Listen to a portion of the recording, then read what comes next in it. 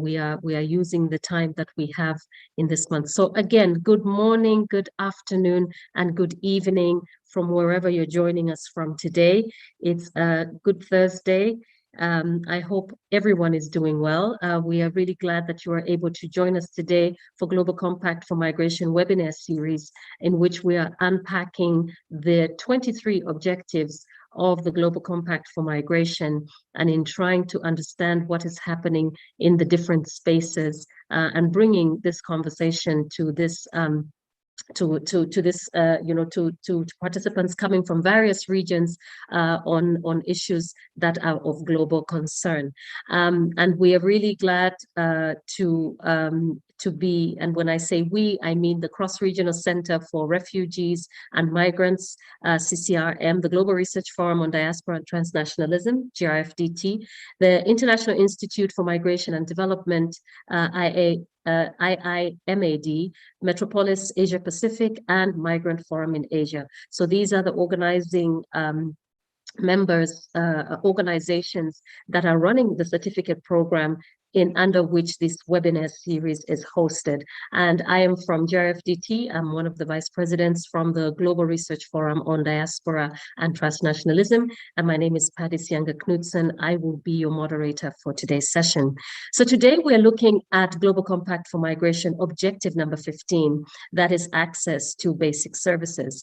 And the commitment, in the Global Compact reads, we commit to ensure that all migrants, regardless of their migration status, can exercise their human rights through safe access to basic services. We further commit to strengthen migrant-inclusive service delivery systems, notwithstanding that nationals and regular migrants may be entitled to more comprehensive service provision, while ensuring that any differential treatment must be based on law, proportionate, pursue a legitimate aim in accordance with international human rights law. So we can already see quite a number of principles singing out to us in that particular commitment. But we have an able panel to help us understand whether this commitment that was made in 2018 when various members of the United Nations member states gathered to adopt the Global Compact for Migration. We know that it is not binding, but we know that it has attracted a lot of attention, and it has also been a space in which partners from various spaces, from the local, including the subnational, the national, the regional, and the international space speak into various concerns in relation to migration governance. So we want to understand a bit today, when we talk about providing access, what does access actually mean, and what does access look like for different migrants? And we also want to understand, like I said to one of the panelists, it's quite interesting when we talk about basic services for migrants, when sometimes we haven't even understood who we're dealing with in terms of understanding the migrant population. So how do you serve a population that you haven't well understood? We know that in the last series, we have been looking at the various components of the Global Compact for Migration objectives. For example, the very first one that talks about the need for disaggregated data, and the discussions that we have had around that sometimes go to say that even though the data is there, it's not often used to make decisions. We also know that from looking at GCM 7, for instance, that touches on vulnerabilities and ensuring that migrants who are found in vulnerable situations are really being supported, and that there's a focus on them. Do we really have a gender responsive? Do we really have a child sensitive approach to what we see as local practices around the world? And for us to deliberate on, some of these issues that are related to providing access to basic services, I'm glad that we have an able panel. We have Dr. Tonderai Itela, who is the Vice President of the Zimbabwe Diaspora National Building Initiative. And we have Maria Gabriela Trompetero, who is a PhD candidate in sociology from the Universitat Bielf. You will correct me, Gabriela, if I haven't pronounced those names correctly. And we have Alex Fusco, who is a PhD researcher based in Greece, and we will hear from his experience, and he's attached to the University of Sussex. And we have Pierrette Malala from Madagascar, who is a former migrant worker, and we will be hearing her story from her work living in Lebanon. And so actually, I think we will start with Pierretta, because I think it would be interesting for us to situate some of the issues that we would like to deliberate today. So even as we ask Pierretta to come on and explain to us a bit more, just to introduce Pierretta. Pierretta is from Madagascar, and she has worked for about 10 years, in Lebanon. First, she worked as a domestic worker, and now she's actually a caretaker at one of our partners' office, one of our partners' associates, that is the Isan shelter in Lebanon. Pierretta, if we can see you, that would be great. But otherwise, we would like to just kick off with you and ask you if you could share with us your journey and experience as a migrant worker living in Lebanon. What does it mean to you when we talk about access to basic needs for domestic workers, or when we talk about access to basic needs for women, for migrant workers?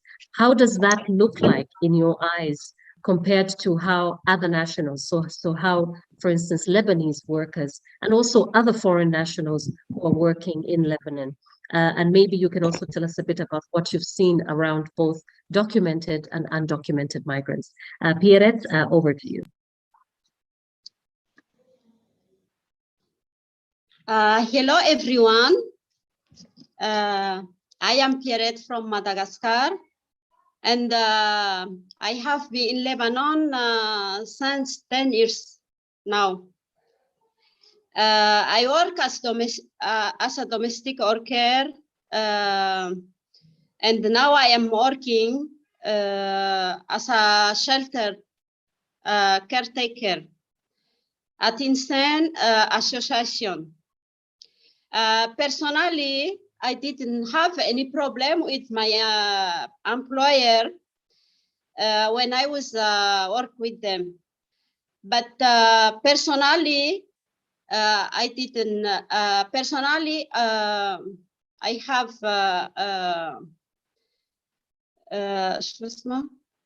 personally, the other workers have a lot of face a lot of problem. They cannot have any rest. They cannot. They don't have what they don't have. They don't allow anything, and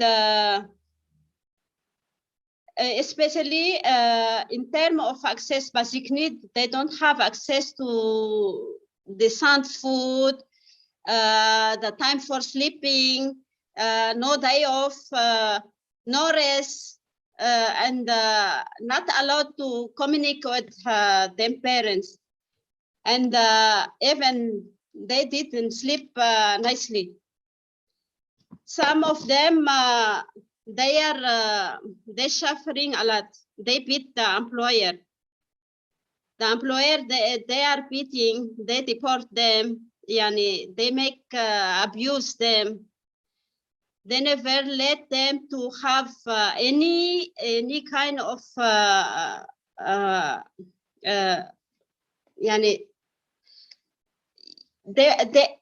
nothing. You are not like human being. They treat like everything is not allowed. You are not allowed to eat. You eat only when they are finished. You are not allowed to go out. You are not allowed to have your salary in your every end of the month. You are not allowed to have your salary. They keep the salary with them, and then this is not it's not right. Even to sleep, the room to sleep is not good. But for me, is I have everything when I was working, but some of them, they are suffering. It's not it's very bad situation for them. They suffer a lot. Everything is not allowed.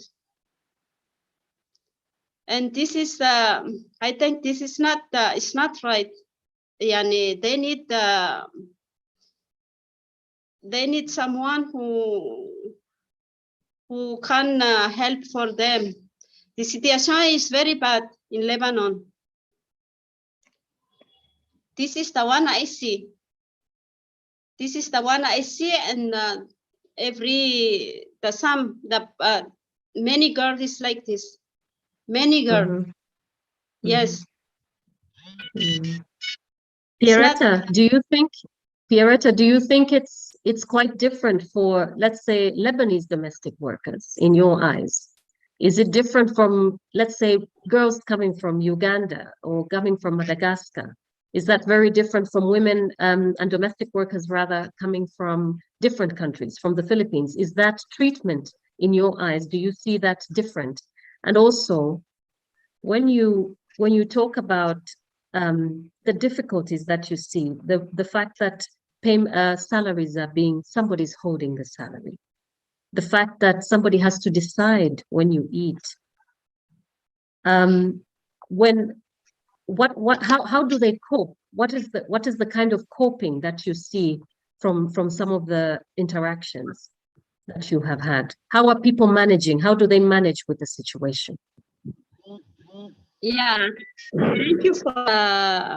thank you for you. Yes, absolutely. There is many girls from another country here in Lebanon. Some of them they are lucky. Some of them they bad treat the employer treating them bad. But the one who is have a bad employer is very. It's very, it's a haram. Yani, it's not, they are suffering. But the one who is have a good employer, they treat them like all human being.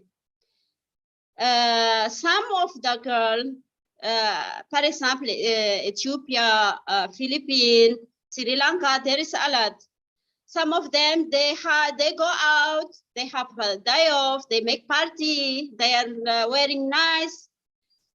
But some, they cannot even to go out.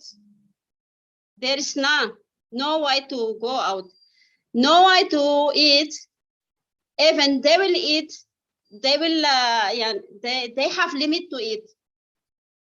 You cannot eat what you want. They will give only what they want. And sometimes you eat only one time.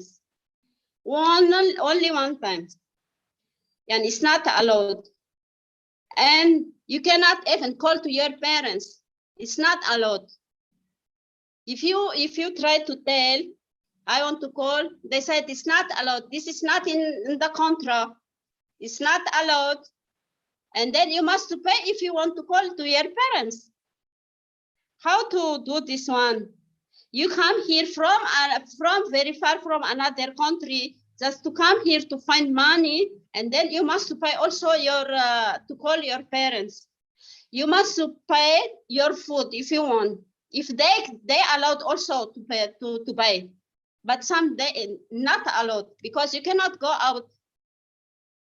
But this is very it's painful. It's very painful for the another. I find many girls, they said for me, can you give me food? Can you buy like this for me? I said, okay, but I am afraid also to give them because maybe they will make problem the employer. Sometimes I buy from my money and I give them because they are not eat. They are not eating.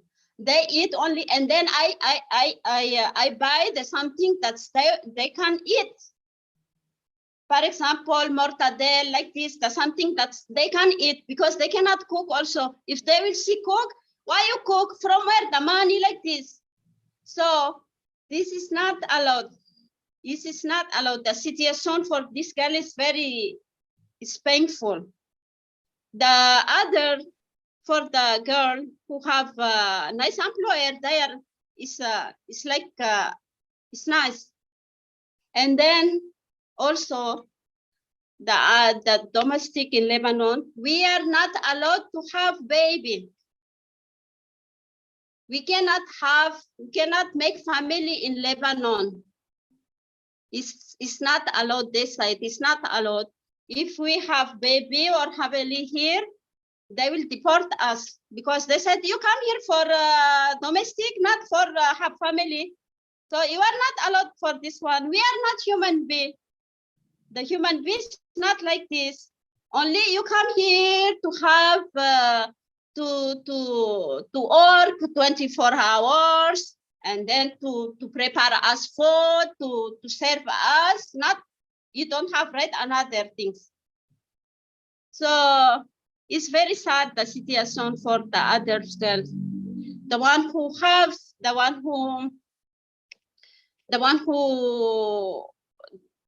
girl who don't have yani, the employer, they make like this for them, nothing. I Thank you, don't know. Pierretta. Yeah, I think you have given us a real picture of the situation, and thank you for sharing from your experience. We will come back a little bit later to you, and we also do know that our colleagues from CCRM are here, so we would like to hear later on a bit more about how it is under the kafala system, because we understand that this kind of sponsorship system that's there that ties workers to their employers also restricts a lot of access to different things. Like you have talked about, for instance, the possibility to have a family affects your stay. It affects your stay, the fact that you can remain in Lebanon to work. But it's also interesting from what you've shared with us that it really sits in the hands of the employer, and therefore we would like to also hear from you in terms of what if it is in the hands of the employer, your right and access, where do you sort of see within the system where migrant workers, and particularly we're talking domestic workers, could complain, could make sure that they have this access. So also the part where there's the access to justice. But we can also hear from CCRM who will shed a bit of light on that. So Judy, we're looking forward to hearing those reflections. But thank you, Pierretta, and we will come back again to you to share more. Thank you for sharing from your space. We appreciate the time. And now we would just like maybe to take a tour around and coming to Europe. And here we would like to just introduce Alex, who will speak to us from his experience conducting research on refugee camps in mainland Greece. And he has previously conducted research in northern Greece and spent some time in Calais and Ventimiglia. I have to up my pronunciations there. And Alex, as I mentioned before, is a doctoral researcher with the University of Sussex. And we're really glad, Alex, to have you here with us today. And we would like to hear from you, maybe just turning the table around, how do we really define this basic needs for migrants when we have a space where there's diverse needs? We've just heard from Lebanon and hearing from Pierretta, who works as a domestic worker, and trying to understand what those needs look like. But Alex, maybe you could just share from your experience in terms of what you see around with your type of work and your research. What does access to basic services look like? What are these basic services for migrants? Which migrants are we also talking about? Over to you, Alex. Of course, thank you very much, Paddy. Thank you for the introduction. I'll begin just by giving sort of a brief overview of the situation in Greece in the last few years. And then afterwards, maybe if anyone has any questions or further discussion. So the situation in Greece has changed quite significantly since I first arrived in 2017 to conduct research. In terms of a general pattern, we can perhaps identify three phases of the so-called European refugee crisis. As has been widely documented both in the media and in academia, summer and autumn 2015 were characterized by the large arrival of large numbers of refugees, the majority of whom were fleeing the Syrian civil war. So the first phase was characterized by a large movement of people. Over 200,000 arrived in Greece in a single month. That was back in October 2015. And a humanitarian response, by which I mean the provision of food, water, and basic shelter, warm and dry clothes, principally from established NGOs or grassroots activists or solidarians. The Greek state was notoriously absent in this first phase. The majority of these arrivals intended to pass through Greece and then continue along the Balkan route to Germany and Northern Europe. In March 2016, the border with North Macedonia was closed, marking the beginning of a second phase of the crisis. And many of those ostensibly on the move that remained on the Greek side of the border congregated in a place called Idomeni, a temporary camp that sprang up on the border, which soon came to house 13,000 people. In May 2016, the camp was evacuated and people were relocated to other accommodation structures, as repurposed hotels or camps across Greece. This moment opened a new temporal horizon. So instead of days or weeks, refugees were trapped for months and even years. So instead of, or perhaps as well as food and water, first aid, dry clothes, many refugees needed shelter, legal and logistical help with asylum claims, more sustained medical support, including psychological support, and particularly in the case of children, and education. So at first, this support was provided by a consortium of NGOs and grassroots organizations in a fairly haphazard fashion.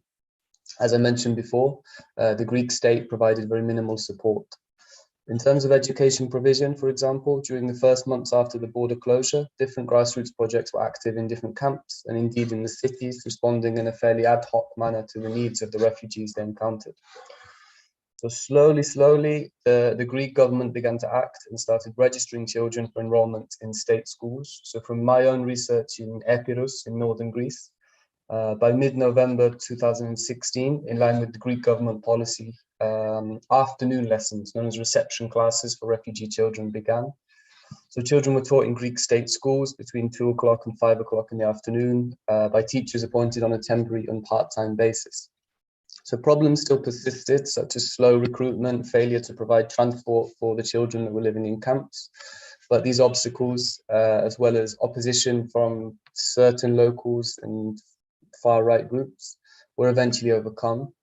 However, access to education was not comprehensive. Schools had quite limited places, and some head teachers or local authorities were more accommodating than others.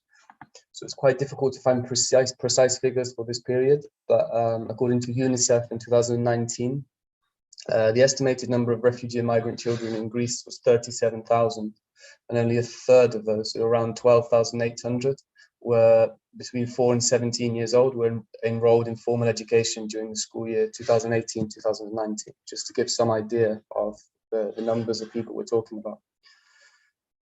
During the second phase, the Greek state policy was characterized by quite circular logic in terms of what we might call integration. So this dominant narrative was that refugees do not want to stay in Greece. So limited effort was made to implement national integration projects in terms of schooling, access to healthcare, access to the labor market, which in turn made Greece less attractive to new arrivals, thus hastening their departure. The notorious Greek bureaucracy and the language, Greek, in which it was conducted, acted as quite significant barriers to access for a large number of refugees. NGOs and grassroots organizations continued to try to fill the gap left by the state, but were limited in terms of their reach and capacity to provide services. So I should add here that I'm talking about the Greek mainland. So from 2016, the EU hotspot approach had been implemented on the islands of first arrival. So that's the islands principally off the coast of Turkey, that's considered Greek territory, including Lesbos, Samos, Chios, Leros, and Kos. And this hotspot policy turned these islands into open-air detention centers. Onward travel was prohibited except for the most vulnerable cases. So the situation on these islands deteriorated, and various reports, both in the media and from international organizations such as Amnesty and MSF, so Médecins Sans Frontières, documented a succession of human rights abuses. From personal accounts, the notorious Moria camp on Lesbos was built around what we might call like a culture of queuing. So we have residents spent a large proportion of the day queuing for food, for water, for clothes, even for urgent medical attention. So in regards to these spaces, it's quite difficult to conceive of needs beyond anything that was required for basic survival. On the mainland during this period, there is a significant difference. The situation improved slightly. However, although the more mid to long-term needs had been activated by the border closure, this did not mean that primary needs, such as food, warm clothing, disappeared.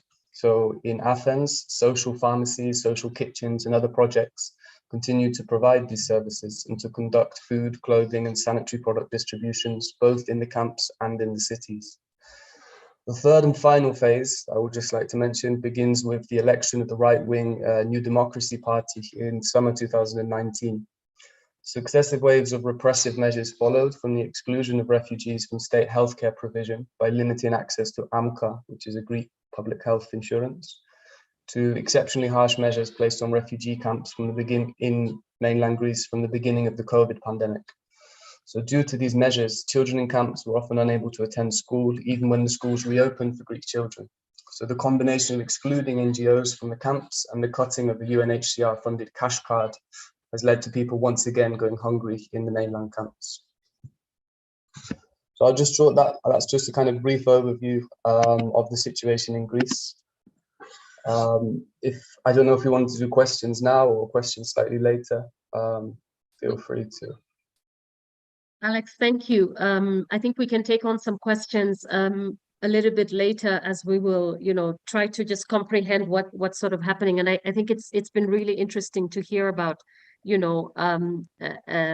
how there seems to be some effort on one way. So, for instance, in terms of education, there's one effort, and then that's slowed down by other measures, and coming into the space, and also that speaks then to the access to quality education for children. So it's one thing to be able to have afternoon lessons, but if there is no teachers and there is not access for children to actually attend these classes, that impacts obviously on the quality of education. And it's also interesting, I guess, that when we think about the enrollment rates, of children getting access to education, all that gets compounded, right, at the same time. And one even wonders, let's talk about children who are even, children with disabilities, so they have multiple vulnerabilities. So they are refugee children. They also have some kind of disabilities. How does that even come into play? So these are some of the questions that are just popping out in terms of trying to understand not just the fact that there is access, but the fact that there is no quality, the route towards quality education, which is what Europe is going for its for its children on its territory. So you wonder whether there's sort of this approach that's looked at, there's their children and our children. So these kind of approaches that are there, and it was also really interesting, and maybe we can come back to you a little bit later to speak to us about what you saw with COVID. What did that actually mean in terms of access to all these many different things? And we have also heard, for instance, that there's been a stalling of the process for asylum seeking applications, and also so it's access to some kind of legal identity there as well, and how that affects access as best as you can. And we're also just wondering, we know that the European Union has a common asylum system, but then it also seems as though it can go in many different ways, and it has gone in more than 27 plus ways of implementing this system, and everyone can pick and choose. So, really, where is the space for regional, for the regional peer pressure to enforce international protection for those people that need it? So we'll come back to you, Alex, in a moment.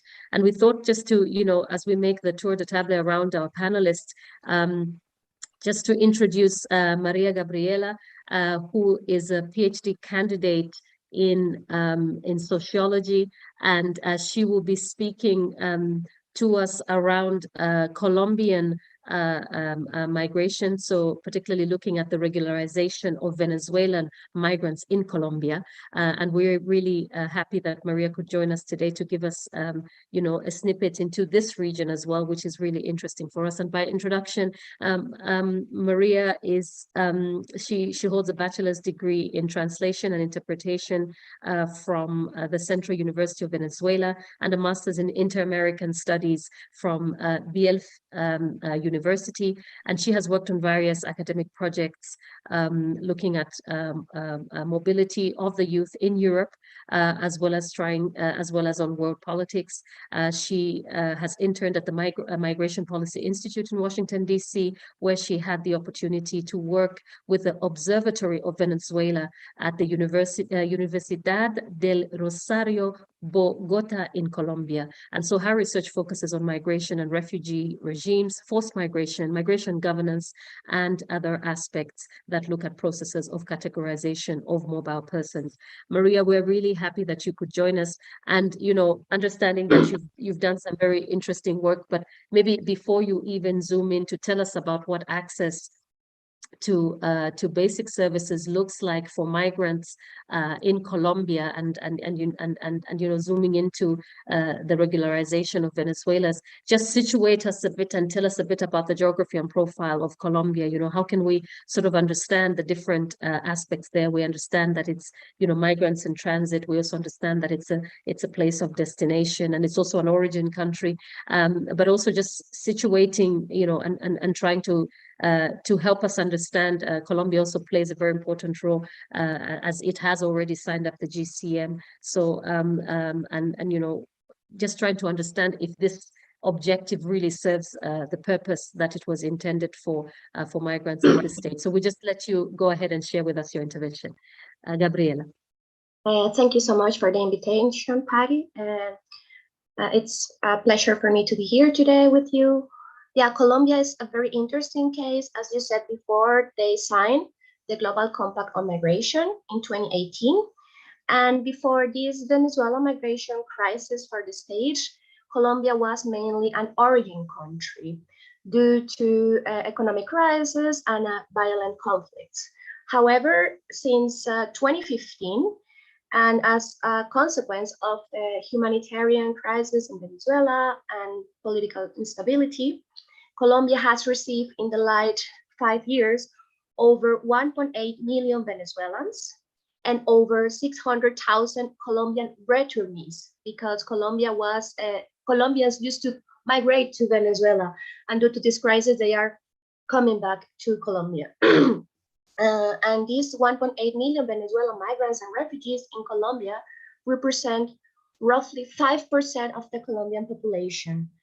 Thus, this massive and rapid migration has caused an important pressure in the public budgets of Colombian social services, since Colombia already had and has still important social, economic, and political problems. And yeah, we can see the differences, how rapid this migration flow has occurred. Considering that in 2015, there were only 31,000 Venezuelan migrants in Colombia, and today we're talking about roughly 2 million. It is a very interesting case because we're also talking about a south-south migration, and Colombia is a neighboring country of Venezuela. So that's also why it's the country with the highest number of Venezuelan migrants and refugees.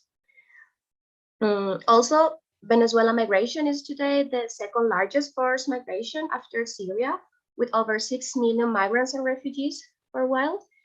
And this represents roughly the 20% of Venezuelans population today. Now, talking about access to services, starting with health. In Colombia, everyone can have access to attention in health emergencies, regardless of nationality. However, to access other types of health treatment, like cancer treatment or HIV, among other critical conditions, migrants need to be regular in Colombia. And this has been the highest challenge for both migrants and the state, that by the end of 2020, there were in Colombia roughly 1 million Venezuelan migrants in an irregular situation. To solve this problem, among others, and aiming at regularizing this roughly 1.8 million Venezuelan migrants for the next 10 years, the state approved in March 2021 the temporary protection status for Venezuelan migrants that has been congratulated by UNHCR, IOM, among other international organizations. So far, 1.7 million Venezuelans have finished the registration process and the characterization survey, which has been very important because now the state has the data about who are they, where they are, their socioeconomic information, and so on.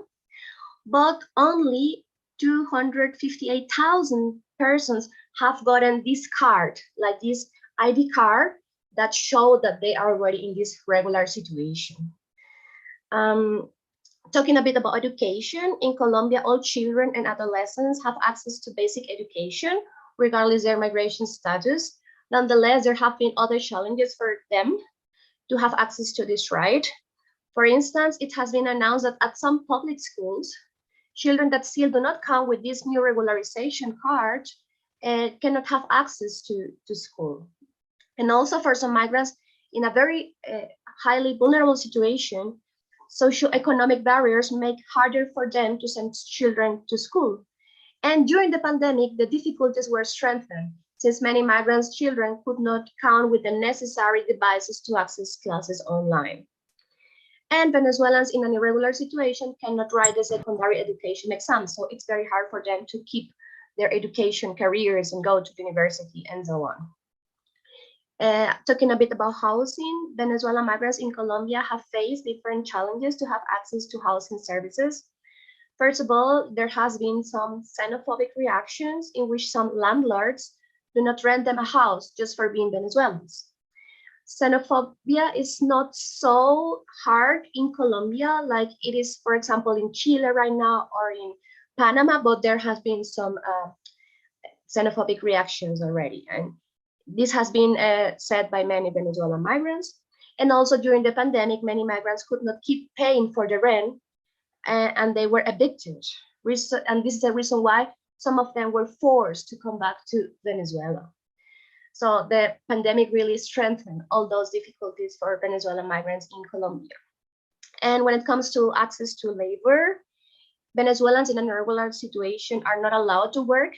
So they are forced to work in the informal sector where they can be exploited and have no guarantees of social labor rights. And now having a look to, this new regulation I was talking about, it represents like hope, a very important hope for the migrants, because theoretically it will give them access to all the institutional offer of the Colombian state, right? However, there are some issues here. For instance, those migrants who arrived irregularly to Colombia after January 31st, 2021 are not allowed to participate in this program.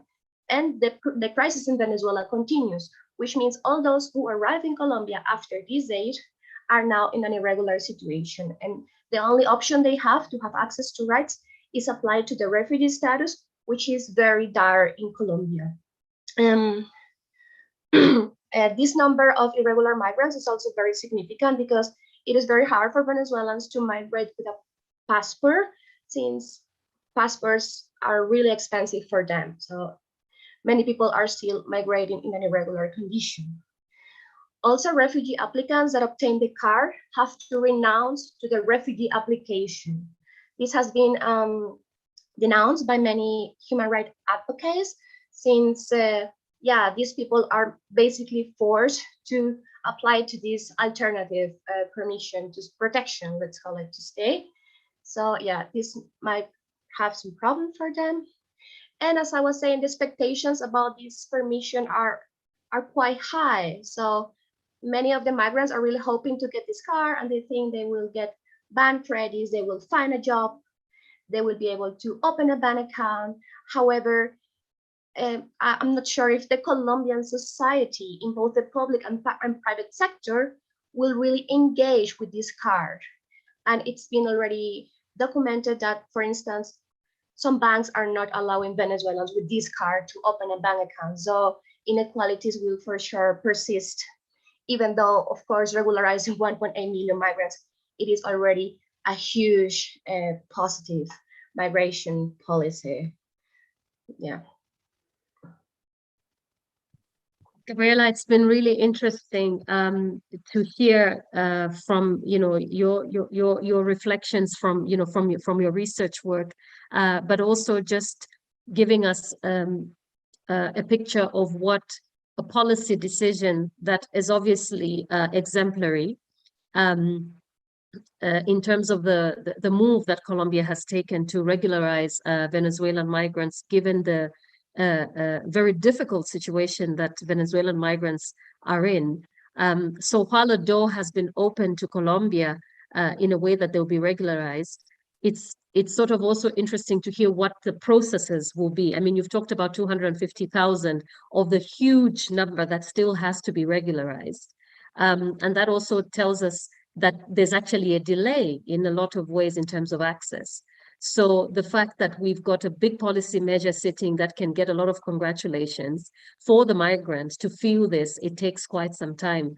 And thank you for highlighting to us also the challenges that are related to education. You know, if it seems as though the implementation of the law comes to be different, if some schools will accept that children can walk into a school with a card or not.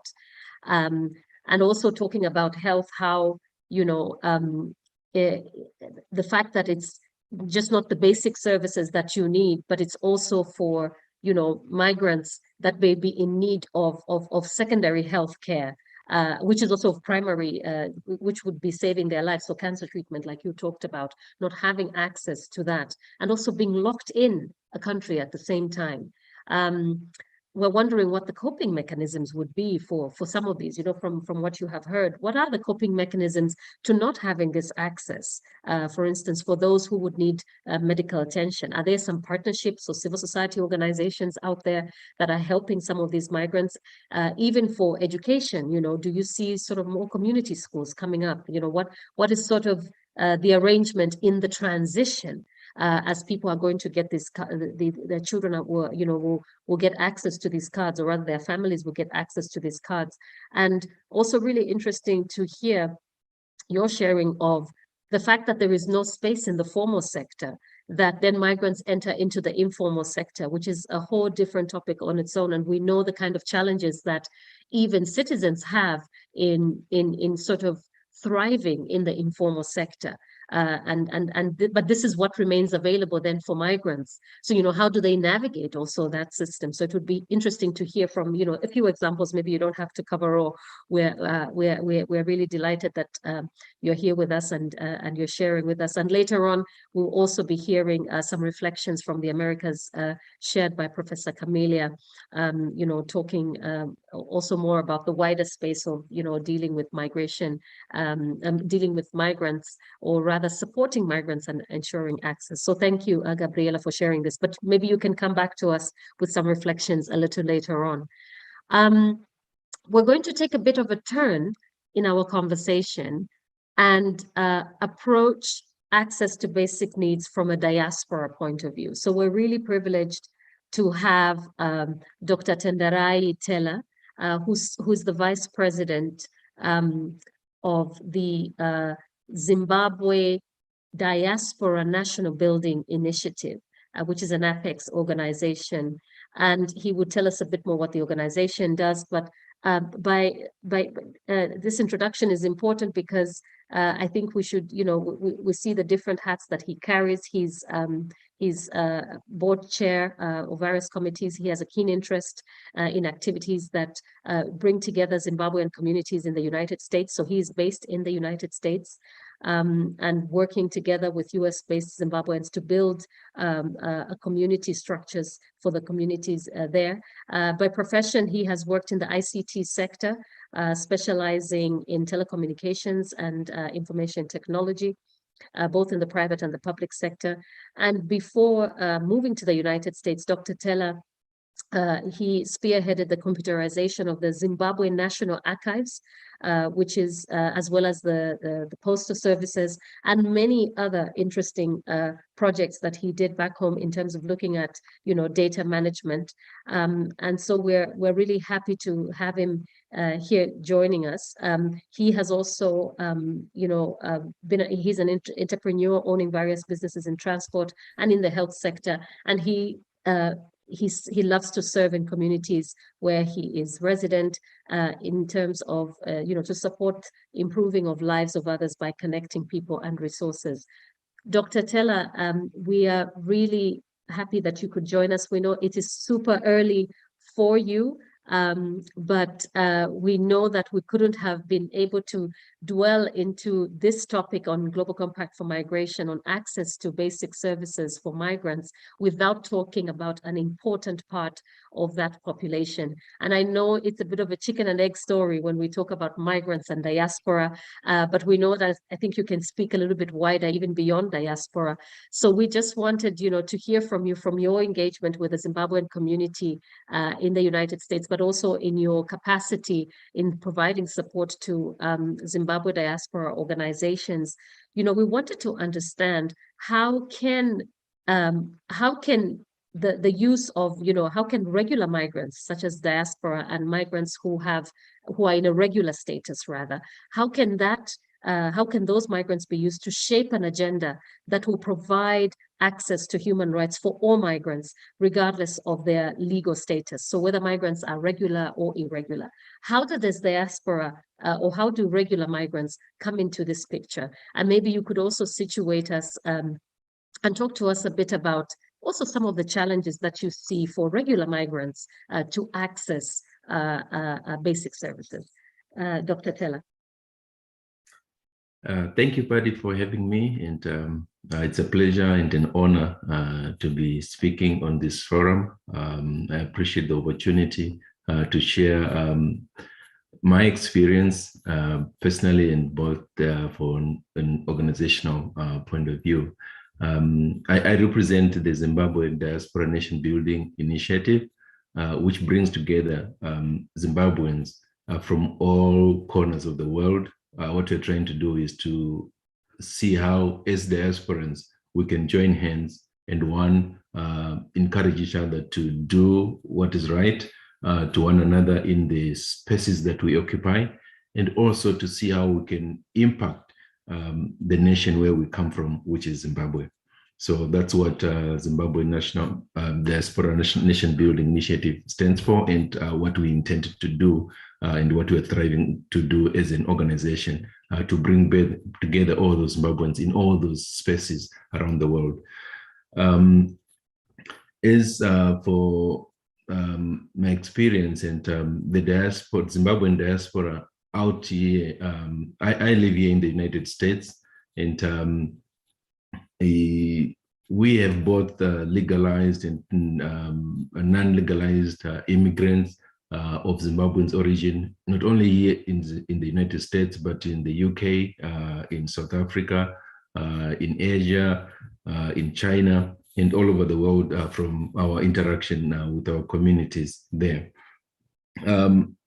We have noticed what I have come to realize, that some of us who have come out here in the diaspora and get legal statuses have got an opportunity to influence the agenda of how the immigrants are treated. And because most of the countries here, especially in the Western world, they're countries of laws. What drives what happens out there, what the government do, are the laws that are enacted in government bodies. And as diasporans, once we become legalized, we've got the option to participate both at a local level, even be it in a school board, in a municipality, and in a city council or a provincial council. We are allowed to participate and to formulate laws that are favorable to immigrants. So what happens is, once you become part of the process, then you start formulating synergies with the people and making them aware of the plight of your people. And by formulating those synergies with the people that are already, in this case, Americans, they get to understand where you're coming from. And once you do that, you sell the agenda of your people, and you now start influence the formulation of laws that are favorable to the people that are immigrants, or when immigrants come, certain issues like education. For instance, in the USA, you have what they call sanctuary states. Their children can, everyone here is allowed to go to school up to high school. But after that, if you don't have a social security number, it's difficult for you to go to college. And most of the non-immigrants who don't have social security. So once they finish high school, they've got difficulties in accessing college education. Now, if perchance you are in a local community, you challenge or you share with your colleagues in your space that this is the nature of the challenges that we face as immigrants, and thereby start formulating policies that are favorable to your people. So participation of immigrants that have become legal in their nations where they live is key in doing that, because what governs what happens thereafter is the laws that whatever the governments do is based on the laws that have been established, either by parliament, by Senate, or by the institutions that makes the laws. And the people who have got the influence to change those laws are the grassroots people. And as immigrants who are in the grassroots people, you start now influencing the formation of laws that are favorable to immigrants. You may not have them all successful at the same time, but as well as we all know that Rome was not built in a day, but it's a step-by-step process. You pick up an item that you feel this is important to the immigrants, and start lobbying for it within the local community, and move on to the next community until they are all conscientized of what needs to be changed in the existing law to accommodate the things that you aspire as an immigrant community. And that has continued to happen. I've seen in this country, Zimbabweans campaigning to be mayors of small townships, to participate in local education bodies and policy making bodies. And that has been a small step, but it's helping to make sure that people are aware that there is a community there, there are immigrants, and they've got these challenges. There's a state here in the United States called New Jersey. It now have one of the, many other languages, but it also have a local language incorporated when you're doing taxes or you're doing the social government. You actually use our own Shona language you go there so that you get to understand what you're doing. So those small steps, they're baby steps, but they do make a difference. There are many challenges that the immigrants are facing out there. Can we tackle them all at one time? No, but one at a time, using the access that we are giving those who have become legalized in the spaces that they are. We have got the previous speaker was talking about xenophobia. We do have xenophobia that is happening to Zimbabweans in South Africa. And you know, when the economy starts to get tightened, the politicians take to use the popular issues like getting rid of illegal immigrants or immigrants because they're taking their jobs or something like that. And those things become popular in the various states. We've seen that in South Africa, where they're trying to chase out Zimbabweans back to Zimbabwe. And we've seen it also here in the US when the previous government was trying to demonize illegal immigrants. But those things happen. When such things happen, how do we move from there? That's why I'm saying, that's why I'm pushing this agenda where us, or most of the people who are legalized, participate in formulating local laws. And when you participate, it helps now to challenge the status quo. A politician can come, but they cannot change the laws that have already been established. And this world now is a country of laws, and laws are formulated by lobbying, by engaging various people who makes the laws. That's my take on those challenges, on immigrant participating in helping to formulate the new agenda to make sure that human rights are observed, especially for non-immigrants. Mm-hmm. Dr. Teller, thank you so much on sharing that. And in reflection, I think you have given us a food for thought there, you know, in terms of saying that if things remain the way they are, how do you still rise up to find a seat when there is no seat at the table? And I think also just talking about the examples that you've shared with us, you know, that migrants can have agency and migrants can take up certain initiatives. I mean, to the point where you've got, you know, the use of Shona in your tax submissions in a particular state in the US. I think this sorry about that. I think we have some intervention. Sorry, apologies for that.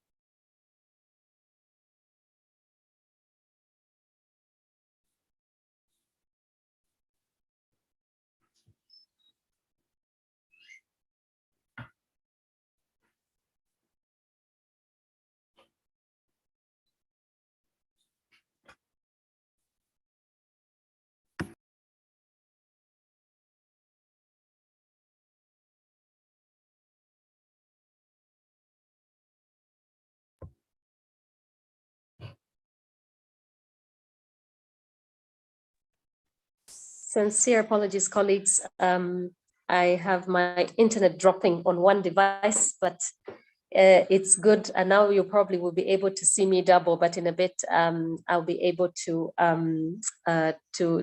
sort that one out. But just to say again, thank you, Dr. Teller, for situating the role of that diaspora and that situating the role that regular migrants also have in terms of forming agency, in terms of, you know, pushing local systems at that local level. And I think we have also seen this from, you know, other diaspora groups we know who have that loud voice enough to take it up and be able to speak on behalf of other migrant groups. So thank you for that in highlighting the role of community leaders from the migration and the diaspora side of things.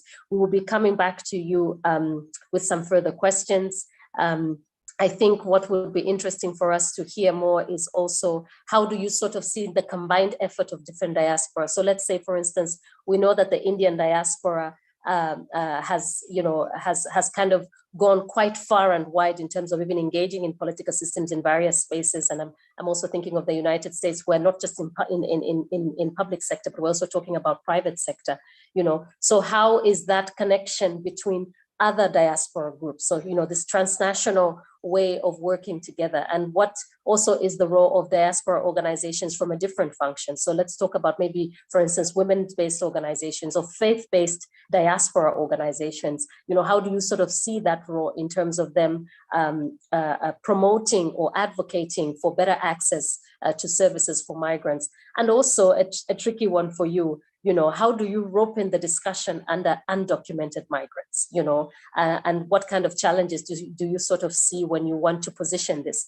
And that could be also speaking to the various consulates. On Tuesday, we had a discussion on access, on enhancing consular protection. And that's another basic service that migrants often should look to. What does that look like from your perspective when you're trying to advocate for those migrants who are undocumented into, finding their space in terms of getting access to services? So we'll come back to you on that. And from here, I think we are at a good point, looking at the time now, for us to engage a little bit with our audience. And so we would just say to our audience that please raise your hand. So we will use the hand raising feature, because that's much easier for us to navigate. And I'm looking into my screen and trying to, okay. So maybe we will kick it off with Judy providing some clarifications. Judy is from CCRM, based in Lebanon, and one of the organizers of this webinar. So we'll be also glad to hear from you, Judy, maybe as you come on. I don't know if you had a question, but maybe to share some reflections also, particularly talking about the kafala system as we understand, and how it limits migrants in terms of their access to basic services. So after Judy, we have Oludare, and then after that, Bubakar. You're welcome, Judy. Thank you, Paddy. Can you hear me? Can you hear me? Yes, we can hear you. Okay, perfect. So I just want to give some clarification about the kafala system, or the sponsorship system. For those of you who do not know, it's a system used to monitor migrant workers working primarily in the construction and domestic sectors in the Gulf country and the MENA region. I would name Bahrain, Kuwait, Lebanon, for example, Qatar, Oman, Saudi Arabia, and the UAE. So the system requires all migrants to have an in-country sponsor. Usually it's their employer who is responsible for their visa and their legal status. This practice creates easy opportunities for the exploitation of workers, unfortunately, as many employers take away passports and abuse their workers with little chance of legal repercussion. So from paper confiscation, it's a big issue. Also, they cannot, whenever this occurs, so whenever papers are confiscated from the migrant workers, sometimes they leave the house because they are being very exploited, and they become undocumented in the country. So they cannot transfer their sponsorship from one sponsor to the other without the consent of their former employers, which can be very challenging, especially whenever the employer refuses or asks for big amounts of money, for example. Another problem also that falls under the kafala system is accessing to justice. So access to justice becomes very challenging for migrant workers due to, for example, language barriers, expensive fees for lawyers, for example, and lack of knowledge that they can access and have access to justice, and they can have a legal representation whenever they ask with certain conditions. Also, the lack of knowledge that some NGO provides these services as well. So another also a challenge is forming union. They are not allowed to form union. Migrant workers are not allowed to form union in Lebanon. Also, in terms of the kafala, several associations have filed recently a petition for the Ministry of Labor because the Ministry of Labor worked informally with the recruitment agencies. They worked on a new standardized labor contract for regulating domestic workers for female migrant workers in Lebanon. First, the amended new employment contract strikes the right to terminate the contract in an equitable manner between the parties. So a financial burden will fall on the migrant domestic worker, which is the vulnerable party here to the contract, whereas the employer can end the contract whenever he wants. Also, a new amendment would be that the migrant worker does not have the right to leave the house for 3 full months whenever she joins the employer's house. So the 3 first months she should stay at home. So this is something really unacceptable. It felt like we were walking backwards with this amendment. Also, the former contract did allow the worker to have rest hours after every 5 working hours. This abolished, the new contract abolished this. So this is something that's very frustrating. We filed a petition as civil society organizations, and we will be presenting this petition to the Ministry of Labor, and we are hoping that these amendments won't take place. So hopefully they won't take place. Thank you, Paddy. Thank you. Thank you. Thank you, Judy, for that clarification. Oludare? Thanks a lot, Paddy, and Judy as well. My reaction is in response to the first speaker, the lady who previously did a sort of domestic worker in Lebanon. I just want to ask, was her whole experience an exception, or it was the pattern? What was the prevalent, or what is the prevalent pattern in Lebanon as regards the treatment of domestic workers?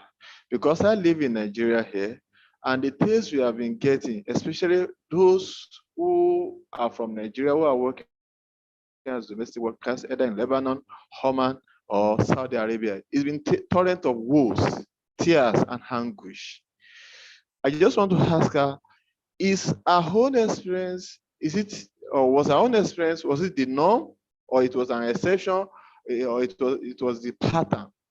I also want to ask, and this is in reaction to the last lady who just spoke now, is that what is the state of Lebanon doing in reaction to all the tales of anguish we are getting from domestic workers from Lebanon, and not just only from Lebanon? I'm also speaking this in respect of the authorities in Saudi Arabia, in Oman, and all other places, whereby some domestic workers even their experience becomes fatal at the end of the day. They die in the process. It seems these days, these governments, these authorities are lackadaisical or unconcerned, if not even comfortable. Also, I might also include encouraging this anguish, these bitter experiences. What are these state authorities, governments doing in this aspect? I mean, active measures to curb these practices and to punish those who are violating human rights in this aspect. I mean, causing these humanitarian infractions in this aspect. What are they doing? Thank you. Thank you, Oludare, on that, and specific also that the GCM objective, you know, in its subcategories, it actually talks about this cooperation between sort of, you know, service providers and immigration authorities, and making sure that that there's cooperation to deal with the vulnerabilities that migrants are facing. So I think that's a good question. Maybe Judy, you could come back later on and respond to it, and Pierretta can give us her own perspective from what she saw. Was this the norm? I think your question was it the standard practice, or was it was it more the exception of you know, of the good practice of her own employer? Sheku?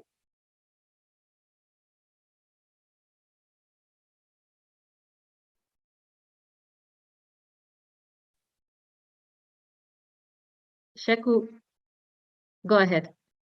You're muted. Thank you very much for giving me the opportunity. Thank you very, very much. I appreciate it a lot. And I just want to ask Judy, what is the current situation of Lebanon in terms of the migrant workers? And is it this human treatment of migrant workers, is it existing, or is talking about the past? Because currently I've seen a video going around and explaining the human treatment the migrant workers face in Lebanon. But being that it's a social media, and I don't believe a lot of things that is based on social media. But according to our explanation, I'm trying to confirm that, what I've seen on media is somehow true. Because how can someone work for 24 hours and without being paid, and when Once they ask someone for salary, then the employer dumped her to the car. According to what I've seen on social media, a lady was working with the master, and after working for several months and without being paid, and when she persistently asked for the payment, what this man did to take her from the house and put her to the car, to the boot of the car, and drove for several miles and dumped her to the bush. She was crying, but fortunately she had a phone with her. She was crying because she knew nothing about the terrain that she was dumped, but she had to communicate with colleagues. So, oh, I have been dumped by my master because I have persistently asked for my salary. I've been working for 6 months without me pay. So when I asked for the salary, he said, okay, come, I will give you your salary. Then he placed her on the boot of the car and drove for some hours and left her to the bush. She had to communicate. Someone had to direct her and give her a direction. Then they had to send a car. It happened to a Sierra Leonean, but I couldn't believe it. And I don't know what's the measure the Lebanon government has been put in place to this, or this is illegal practices that is the government aware of. Because how can someone treat a quality human being like just like a beast? So I don't know if she can confirm this to me that, oh, it's a legal practices or it's not a legal practice in Lebanon. Because I'm telling you, in our country here, we have lot of Lebanese here. Yeah, we treat them the same as they treat us the same. So I just want to know if it's a legal practice in the Lebanon government against the black people. Let us know. Sheku, thank you, and also thank you. Just at the tail end, I didn't mean to cut you off, but thank you for bringing out the fact that the GCM objective also talks about this. You know, how are people then being treated, and if there's any kind of racial discrimination that is also embedded in the law, how some of these things are really dealt with. But also, what's very explicit in the objective is also talking about the role of national human rights commissions, for instance, and receiving complaints from migrants. But Judy, and maybe also from the other panelists who are also aware in your various regions, actually, where do migrants go to complain? So maybe, Judy, I know you have a long list of things to say when you come back, but it would be interesting to hear that. And I also just say it out also for, Gabriela, I don't know if you would also like to make some comments there in terms of, when a migrant doesn't get access to particular rights or when they're actually violated. In that case, what role, for instance, do national human rights institutions, because that's also listed out in the Global Compact itself, or other mechanisms can they use for complaints? So it'll be interesting to hear that. Boubacar, go ahead, please. Thank you very much, Paddy. And then apologies, my internet dropped, so I had to, sign off a bit and then rejoin again. But of course, I think from my perspective, speaking from a humanitarian, perspective as a humanitarian working in the field of migration, I think today's topic is very relevant to what I'm doing in country level and at field level as well, especially working with my team of volunteers and staffs, providing assistance and protection to vulnerable migrants. So my opinion, not my opinion, but my perspective is going to be diverse, looking at it from a humanitarian lens. Actually, in terms of when we say providing services or access to basic services, what do we mean by access to basic services and what are these basic services? I think this is pretty much important for a human being. If we want to look at it from this perspective, that like for us within the Red Crescent movement, we have a unique approach, a neutral approach towards migration, which is to say, our approach to migration is purely based on the needs and vulnerabilities of the individuals. So, and who are these migrants? So for us as well, we have a broader definition of migrant, or who a migrant is. This could encompass migrants in transit, returning migrants, refugees, asylum seekers, internally displaced persons, and so on. Those that have been trafficked and so on. So in trying to ensure that they have access to basic services, the Red Cross approach to these needs, first, we recognize their needs as, their fundamental right to receive assistance, but also in providing these needs also, we also looked at their vulnerabilities, because we know, of course, people are on the move every day, every time. But how do we ensure those that are most vulnerable and are least able to, attend to their own needs are supported, especially along their routes? So from the Red Cross perspective and from the field level, that what we're doing is kind of providing these services, for instance, in terms of access to healthcare services, access to food, access to temporary shelter or accommodation, access to psychosocial support and counseling, even legal orientation or referrals. All these are things that we do. Family reunification.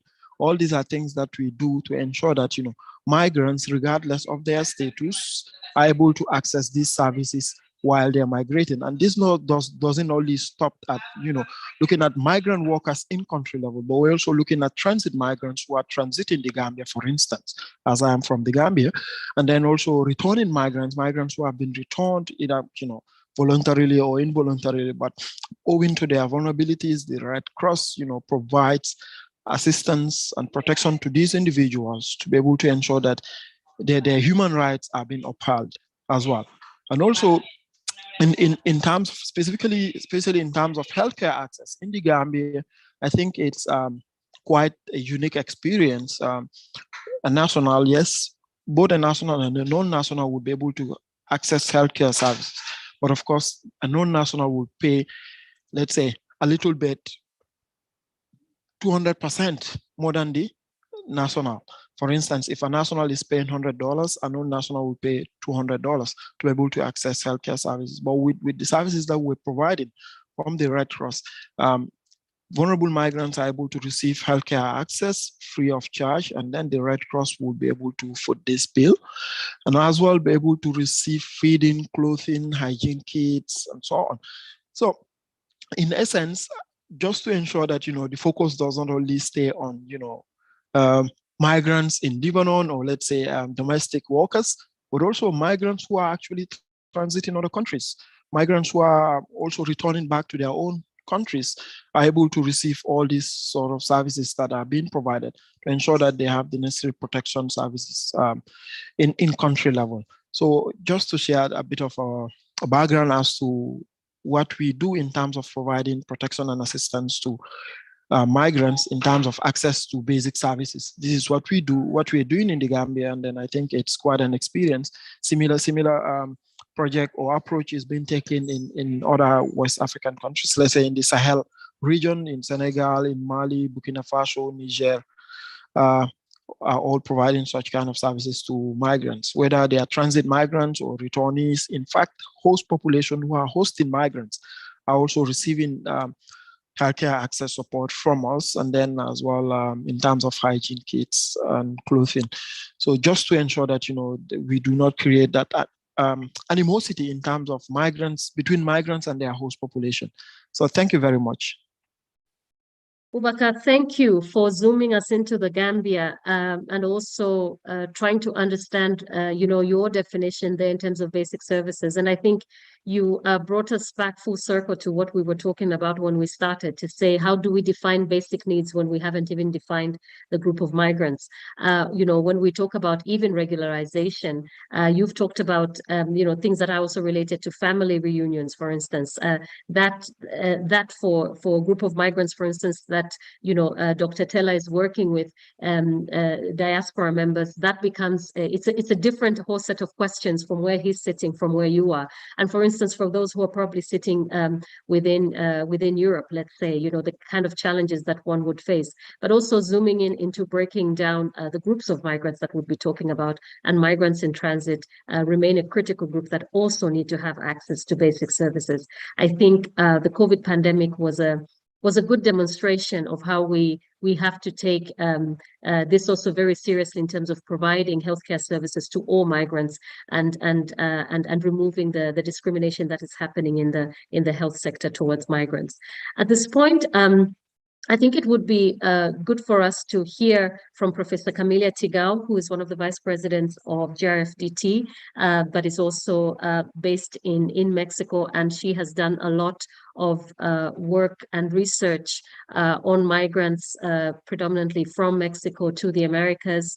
And we just wanted to hear from her reflections in terms of what she sees of, you know, the hindrances or the indeed access to basic services. Professor Camilla. Thank you so much. I'm really happy to be here. It's been a great panel, and I really learned a lot. In Colombia, for instance, we have Venezuelan migrants here in Mexico as well. We have Venezuelan migrants in Peru, and we've seen a lot of discrimination against them, a lot of negative media articles. But we have this paradoxical situation because Venezuelan migrants are actually, half of them are highly skilled professionals, or at least skilled professionals. So what we experience here is also a high politicization of the issue.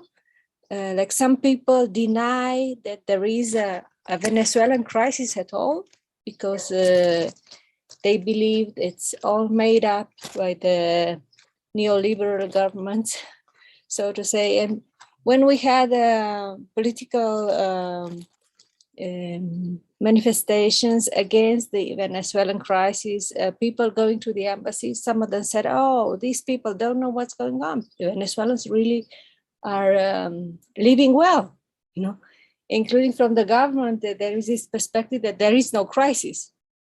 But at the same time, we have a lot of humanitarian visas and work visas given to Venezuelans. So these type of situations we have in Latin America. So I will now comment on some ideas that come out from the panel in defense of migrants and refugees, and why we need to ensure basic services. Maybe it's important to argue on what they contribute to the countries where they arrive. Many of these people, as we've heard, they are labor migrants. They turn into labor migrants. They work. They end up working. So I would say let's look at the societies who receive migrants and refugees. Many of them have become multicultural. They become regional or even world powers because of the migrants. We have these situations in the US and many European countries where cross-racial combinations are really common, are really valued. But some reject them from more conservative perspectives. So the first point that I wanted to make is this contributions of migrants, the wealth that they bring.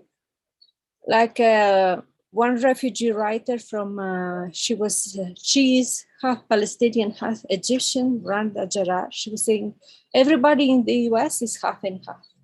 Then why do we have such discussion about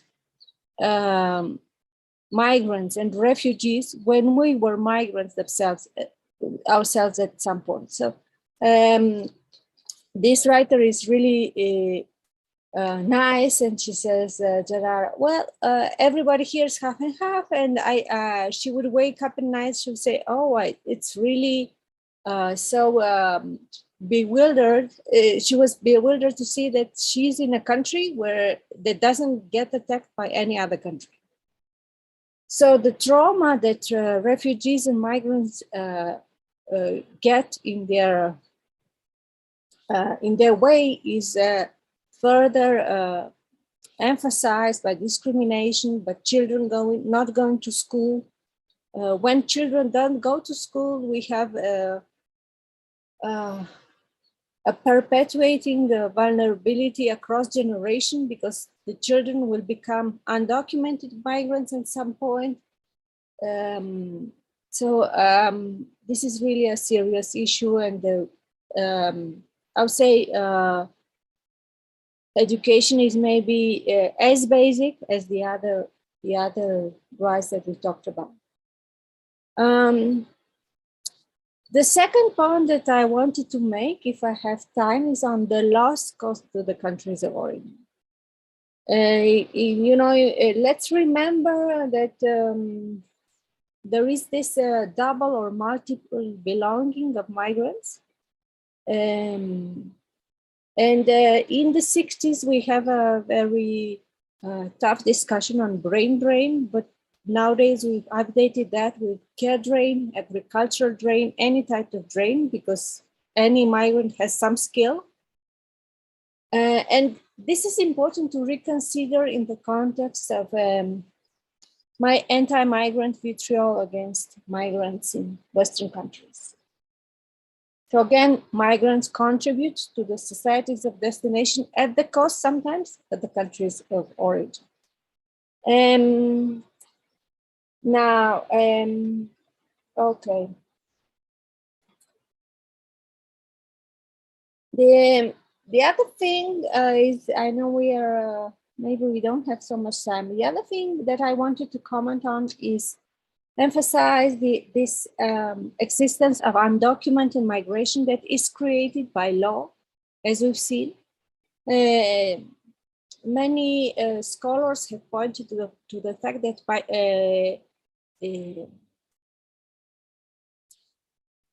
illegal or undocumented migration, as you want to call it, is caused by law.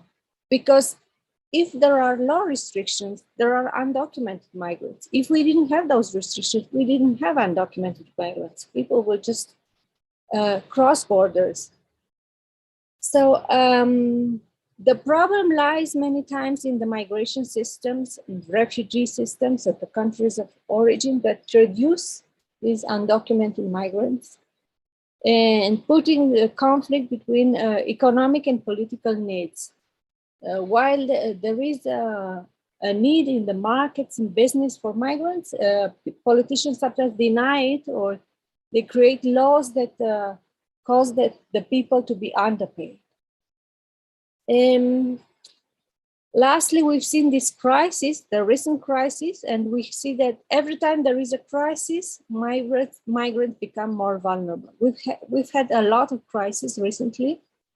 We are still in the pandemic crisis. We had the populist crisis before. We had the 2008 economic crisis. We had these protected refugee situations from Syria, silent conflicts from Venezuela, loud conflicts such as the ones from Afghanistan. We hear a lot about them. But the crises are a way to learn also. So we've seen many countries such as the US or Italy asking for health workers from abroad. So actually they need migrants. Why we ask ourselves, why are they put then in such vulnerable situation when they finally arrive? So some countries even asked at a regional level in New York, if you remember, Andrew Cuomo was asking for health workers at the beginning of the pandemic. He was saying, I'm asking healthcare professionals across the country, if you don't have a healthcare crisis in your community, please come help us in New York right now. And what happened? The federal migration system didn't allow many workers to come. So some people were stuck between borders, such as Filipino nurses. They didn't really get into the US in time. So there is always this conflict between federal and local level, between what business needs and what migrants need and what politicians think that there is right for the people.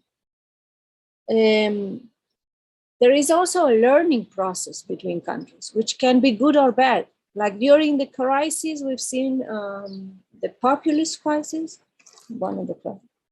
We've seen a lot of discussion. If you remember when Trump was campaigning for the presidency, he was saying, oh, we should copy from countries such as Canada, Australia, and Denmark, who really select their people, select their skilled workers. Now, this is not necessarily the way to learn, because skilled workers are not the only ones that are needed in the market, and they definitely should not be the only ones that are valued, because apart from IT workers, there is also need of people who work in agriculture industries. I will conclude with two last ideas, if I have time still. Yeah. One is to invite you to read a really nice book, which is called Bells, Walls, Raids, and Sanctuary by Naomi Peck. She will actually be in the GCM migration governance course. And she was pointing to absurd practices where children were put in migrant databases. They were banned the entry from the US, or they were profiled, but children cannot be terrorists. So what she is saying at the end of her work is a call for an abolitionist and non-reformist reform, to forget everything that we have and start all over a system that would benefit all migrants. This is really interesting because crime is not natural, but is produced by law. And on the last idea, the last thing I'm going to say is this discourse of the closed borders, or what Trump called big, nice walls. I don't know how walls can be nice, maybe at the house, but not between countries. That denies the contribution of migrants. We should maybe point to this negative labeling that determines the ways of prohibition of foreign labor from the south to the north, even between the southern countries, and further facilitates this immigration business, like people taking away documents, as our speaker mentioned before. The coyotes at the border between Mexico and the US, imprisonment. There is a high business of prisons in the US, and of course, underpayment of migrants. Thank you so much. Professor Camelia, thank you very much for sharing with us those reflections. And I think it's an opportune time for us to get around, we take a round of contributions from our speakers, and then we will have Professor Benoit close for us. We're conscious of time because we have another course coming in the next where a lot of us are also needed. So maybe we start with Dr. Tonderai Tella, if you could give us your reflections on some of the questions that were asked, but also in wrap up for at least 2 minutes. Thank you. Dr. Tella. Thank you, Patty, for the opportunity. My response is it's twofold. One is in the form of a question. We do have these organizations that recruit people for the Lebanese market. Would we say they're complicit in what's happening to the people who are then ill-treated when they get to the employers? Is there a way where these recruiters can create an independent system where they sort of screen who they send immigrant laborers to, because of what's coming out from the reports that are coming out from the people who are being ill-treated once they get to the job market, their passports being taken away, not being allowed to take time off. Is there some form of standardization that can be put in place to make sure that such concerns are addressed? Or is there a way that we can sort of, these agencies can be held accountable for what happens to the people that they recruit or they get from their countries to get into these areas where they're ill-treated? That's food for thought. I'm thinking there is some form of complicit on part of the agencies that are bringing in people, and then at the end of the day, they're just there, and people are being treated unfairly in those labor markets. My parting words is that immigrants, illegal and legal, it's going to happen. That's not going to stop. It's going to continue to happen. Refugees are going to continue to move from one country to the other. The challenge is how can the world make it easier and safer that these people or us, as we move from one country to the other, our basic human rights are not violated, because in most cases where the immigrants are taken advantage of because of the desperate situation that we find ourselves in. And as I've stated earlier, us as Zimbabwean diaspora, those who are already out in the diaspora in these spaces where immigrants are coming, is there a way, now responding to the question that you have initially indicated, that there are many, we as Zimbabwean diaspora, but there are Mexican diasporas, there are Filipino diasporas, there are Lebanese diaspora there. Is there a way where we can come together, the diasporans out here, and try to share experiences and see how best we can now approach the various spaces where we are, so that when people come from our countries, they are treated better. And the challenges that the immigrants, the documented, the non-documented, are facing are addressed fairly. At least they get the basic human rights per se, irregardless of their immigration status. Because they are already in those spaces, there's no way they can still be ill-treated. It takes a lot, but the first step is, can we, the people who are in these spaces, work together to see how best we can approach the various authorities in the spaces that we are to address some of these issues. Thank you. Thank you, Dr. Teller. Gabriela? Thank you very much for the opportunity, and to the audience for the questions.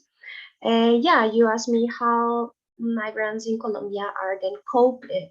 What are the coping mechanisms, since they are having all these barriers, although they are now part of this regularization process?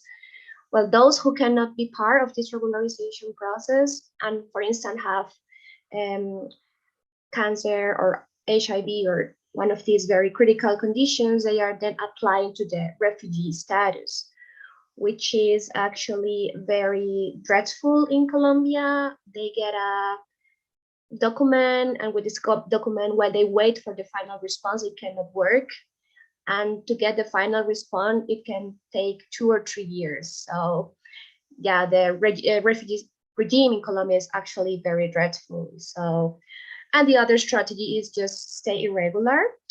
In Latin America, in comparison to, for instance, Germany or Scandinavian countries, it is very normal that even locals work in the informal sector. So it is not so hard for the migrants to actually work in the informal sector, like selling food or candies on the streets, or as domestic workers. But as I said before, of course, then their rights are not guaranteed, right? So those are some coping mechanisms. When it comes to access to education, I would say, yeah, we can see many children that are not going to school and are actually working with their parents on the streets, which is a very sad situation. However, I have also seen how some parents are trying to then give some private classes to their children or stuff like that.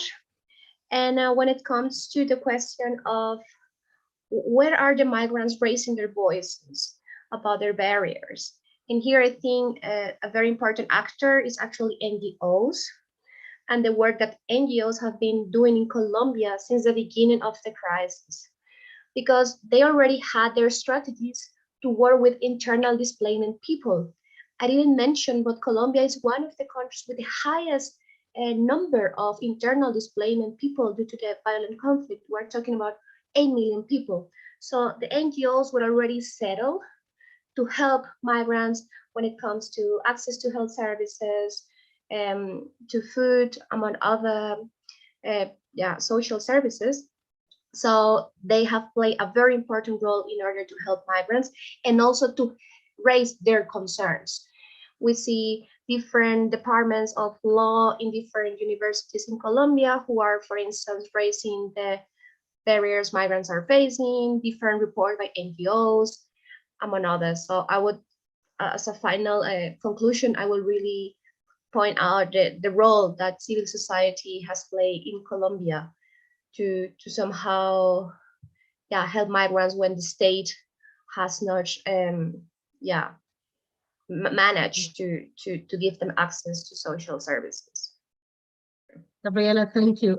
Alex, are you able to give us something in about a minute and a half?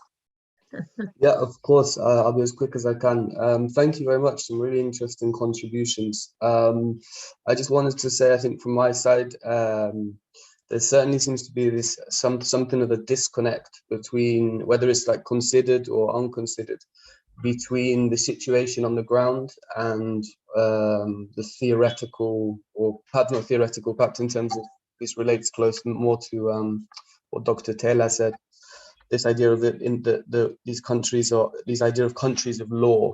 So what is actually outlined in, so apologies for this, what is outlined in the law, in the legal structures, doesn't actually correspond to what's the situation on the ground. So we've seen that where I mentioned in my sort of presentation this idea of these barriers that maybe aren't always considered, that end up proving quite significant barriers to access, actually for those who are living this experience. I would just wanted to mention, I think this came up a lot in Professor Carmelia's presentation, this idea of emergency and crisis, that quite significantly affects the response to this, to what we describe as the needs of refugees or migrants. When it's framed around emergency and crisis, this leads to much more of a short-term humanitarian focus, which I tried to sort of to draw attention to in my presentation.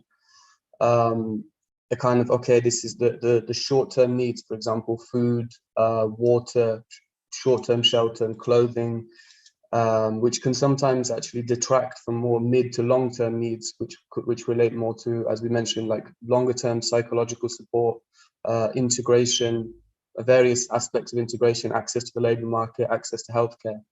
And this leads leads on from that, just the last point, the effects, we mentioned the effects of COVID. So this is the similar kind of idea, that under the rubric or in the narrative of emergency or crisis, what we saw in Greece, this actually caused quite significant, very harsh measures that were imposed on a lot of the refugee camps. But in response to that, like, as this links to the final point from Maria Gabriela, that these coping mechanisms, actually one of the camps that I've been working in, the COVID led the NGOs to withdraw from the camps, from some of the NGOs that were providing education. So when they actually withdrew from the camps, the communities, or those living in the camps, actually started to create their own community teaching and their own education projects, which was obviously like very indicative of the agency of the people living within the camps. That the NGOs actually weren't necessarily perhaps as necessary as they thought they were. And in the void that was produced by these sort of the emergency narrative and the COVID pandemic, they were actually able to respond and to provide education to those within the same community. Thank you very much. Alex, thank you. We don't have too much time to have both Judy and Pierrette share with us. Pierrette, can we come back to you to share with us a 1-minute reflection, because we absolutely need to close. And we know we had a lot of questions on Lebanon. and the kafala system, and also trying to understand the need for recruitment agencies, the agency that comes from also the state itself and so on. But we will try and address these actually even within the next webinar. We have the space for that. So Judy, sorry that we can't come back to you. Pierrette, could you share with us a minute of your reflection? Yeah, thank you so much. So happy also to share this one with all of you. I think the kafila system in Lebanon is need to see what the best for the immigrant worker, because the domestic worker really need support. They need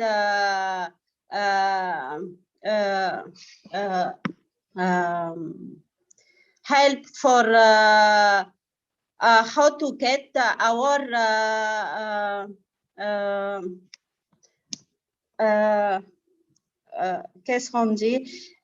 we need to be free like everybody. We need that's we also we are human beings. That's the same. We work from another country to come here to find money, but they treat us like animals. So we need, and some of girls, they need good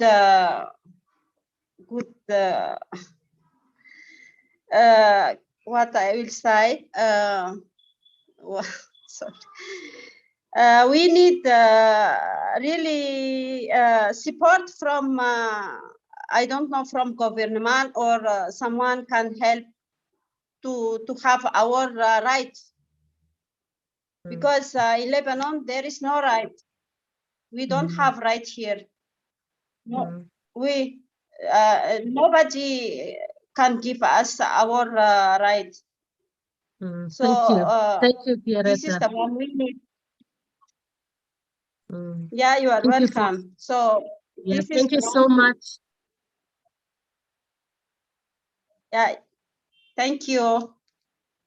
Thank you to all the panelists that have joined us today on deliberating on this. We have many aspects that we would have had to cover, but in the interest of time, we would need to close this webinar. Thank you to Dr. Tella. Thank you to Gabriela, Alex, and Pierrette for joining us and sharing with us from the different perspectives. We understand that the job still remains out there, even for countries where basic services and there's access provided. There's still issues around the quality of that basic services, unpacking that basic services, and the fact that we do not, we may be powerless as migrants, or we may feel powerless, even as undocumented migrants, doesn't mean that there is no space for that voice to be for the different perspectives to be voiced out, so that something can be done using a whole of government and a whole of society approach. Thank you, Professor Camelia, for sharing in your reflections as well. And once again, thank you to everyone for being here today. We'll see you next Tuesday on GCM 16 that looks at inclusion and social cohesion. Thank you and have a good day, and take care, everyone. Goodbye.